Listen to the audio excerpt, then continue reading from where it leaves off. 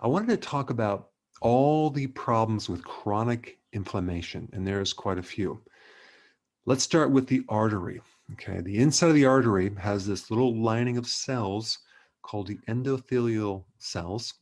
And when you expose that layer of the inside of your artery to things that cause inflammation or oxidation or free radical damage, like sugar, having a high sugar level, or omega-6 oils, especially, or other things like tobacco smoke or alcohol, whatever, you create irritation, you create chronic inflammation. And from that condition, you can get a clot because the proteins start to become sticky.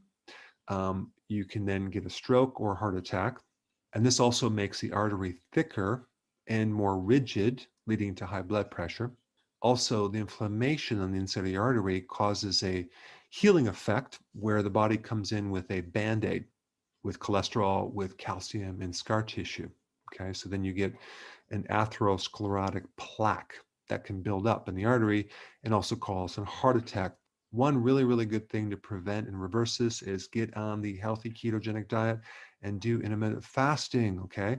And also take something called tocotrienols, which is a type of vitamin E that's very powerful to help heal and protect the inside of the artery from becoming damaged and inflamed. Also, omega-3 fatty acids like cod liver oil or fish oils are very, very important. Now let's go to asthma, which is a condition where your lungs are involved. There's inflammation. Vitamin D3 is the best antidote for that. This is why kids with asthma, if they're out in the sun, find great relief with breathing if they have asthma. Now, arthritis, there's two major types I want to talk about. Number one is the degenerative joint disease, where you just have wear and tear in the joints. And the inflammation that can develop from that is just from irritation in the joints because you lost collagen, cartilage, connective tissue. One of the best remedies for that I found is stinging nettle root, and it seems to work really good for that condition. Shifting gears, an autoimmune condition. There's quite a few where your body is attacking itself, creating inflammation. This usually starts in the gut. There's also usually stress involved. I found personally there's a link between a major loss, which shocks the adrenal system and the immune system and allows this condition to progress. One of the best remedies for this would be getting on a low-carb diet, the healthy keto diet, and regular intermittent fasting, and a lot of vitamin D. For this condition, many times you need to do higher amounts of vitamin D, starting with like 30 or 40,000 IUs of vitamin D on a regular basis. And this seems to greatly improve this condition because vitamin D3 is one of the most powerful anti-inflammatories. All right, next point is stress that activates cortisol to the point where you either have a cortisol resistant situation where even though there's a lot of cortisol going through your body, which normally is anti-inflammatory, it doesn't work because the receptors are downgraded, so it's ineffective. Or it's a situation where you have a low amount of cortisol because the adrenals are burnt out, as in Addison's disease. In this situation, one of the best remedies is to support the adrenal directly, as well as take vitamin D3. Vitamin D3 is not really even a vitamin.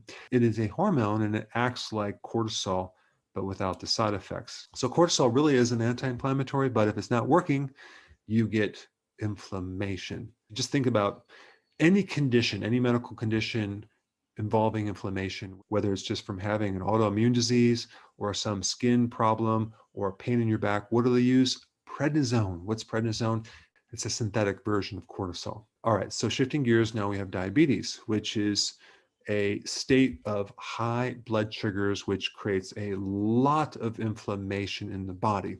And this is because high levels of sugar in the blood act like steel wool or sandpaper to the inside of the arteries, the inside of the kidneys, on the nerves, in the eyes, and it creates inflammation. What is the best antidote? Well, reducing the carbohydrates and reducing the sugar in the diet and doing intermittent fasting. All right, next point is just junk food in general. Okay, refined foods.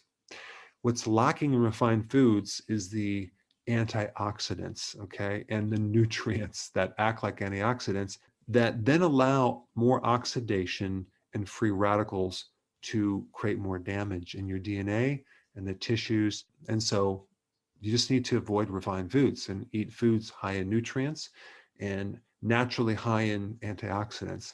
All right, next point would be infections. Let's say you had some bacterial infection, that you have a tooth infection that can create inflammation in different places in your body, even in your heart, which is actually quite fascinating, and in your joints. There are people that have arthritis that's all stemming from a tooth infection, okay? I've done a video on this and you can check it out.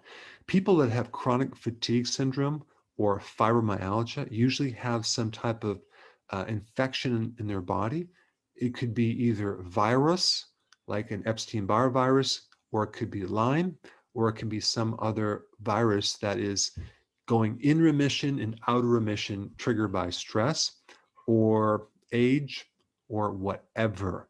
The best remedy for this is to reduce your stress as much as possible and take things that are antimicrobial, like garlic, oregano, thyme, and herbs that actually can put these viruses back into remission. I've done videos on that. I'll put a link down below. Now let's talk about cancer, which is an interesting topic in relationship to inflammation. Cancer tends to follow inflammation. It tends to go into areas of your body that are inflamed. This is why cancer tends to show up in areas of old injury, which is very interesting. I've done a video on this.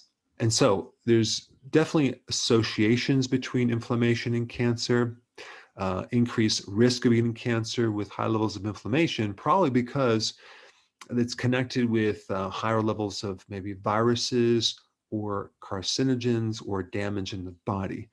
Does inflammation directly cause cancer?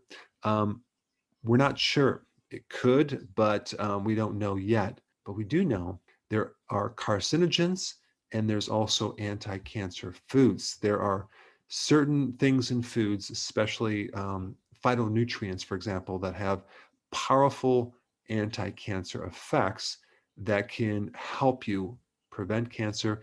And that if you have cancer, it can actually help you kill cancer too. I've done videos on this. The other very important thing to do if you have cancer is fasting.